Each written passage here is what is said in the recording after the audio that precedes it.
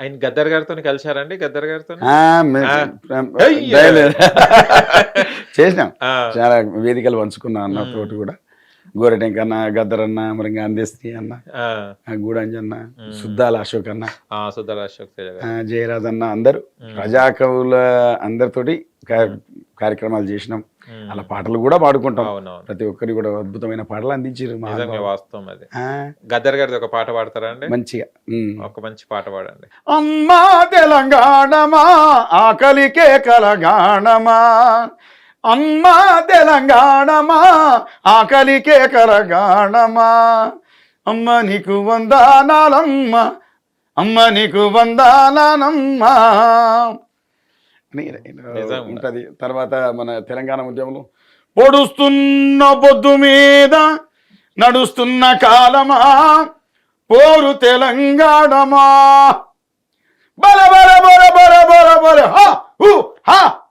పొడుస్తున్న పొద్దు మీద నడుస్తున్న కాలమా పోరు తెలంగాణమా, పోరు తెలంగాణమా కోట్లాది ప్రాణమా, బల బల బల బల బల బల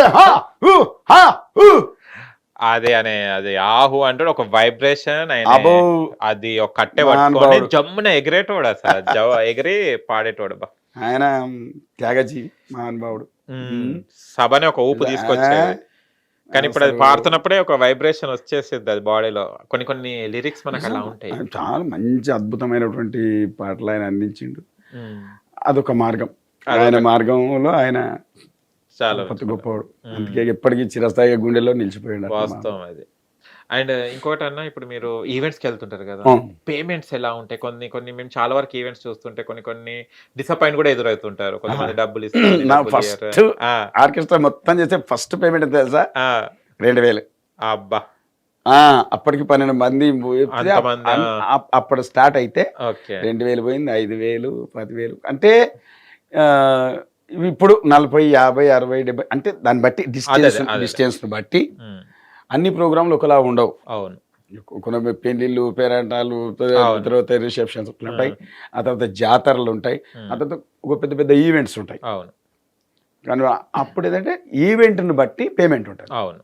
అంటే అది చిన్నదా పెద్దదా చూసుకొని ఇక పార్టీ కూడా ఇప్పుడు అందరూ 4 రూపాయలు ఉన్న అయితే ఉండరు కదా. అవునవును. ఇప్పుడు ఒక్కటి చేసేది దానికి ఒక గ్రూపు చేసేదానికి తేడా ఉంటుంది. అవును. సో అవన్నీ చూసుకొని పేమెంట్ చెప్తా, పేమెంట్ తీసుకుంటా అంతే. ఓకే. కొంతమంది పేమెంట్స్ చెప్పిన తర్వాత కూడా కొంచెం విసిగిస్తారు, కొంతమంది వెయ్యరు. అలాంటి సిచ్యువేషన్ కొంతమంది దగ్గర విన్నాను. మీకు అలా ఏమన్నా అస్సలు నువ్వు తల తెగిపడ్డా కూడా అసలు ఏం లేదు, ఖచ్చితంగా పోవాల్సిందే. అది మంచి పని. నేను చాలా లాంగ్ పోయేస్తుంటా. అవునవును. మొత్తం చాలా లాంగ్ పోయేస్తుంటా. వైజాగ్ నుంచి మొదలు పెడితే, చిత్తూరు నుంచి మొదలు పెడితే ఇక్కడ మొత్తం ఇదంతా ఏరియా అంతా తిరుగుతుంటా. ఓకే. మనం ఎందుకంటే మనం నమ్ముకునే వాళ్ళు ఈవెంట్ పెట్టుకుని వాళ్ళు ఎంత చేసుకుంటారు చెప్పు. అవును. ఎట్టి పరిస్థితుల్లో అట్లాంటి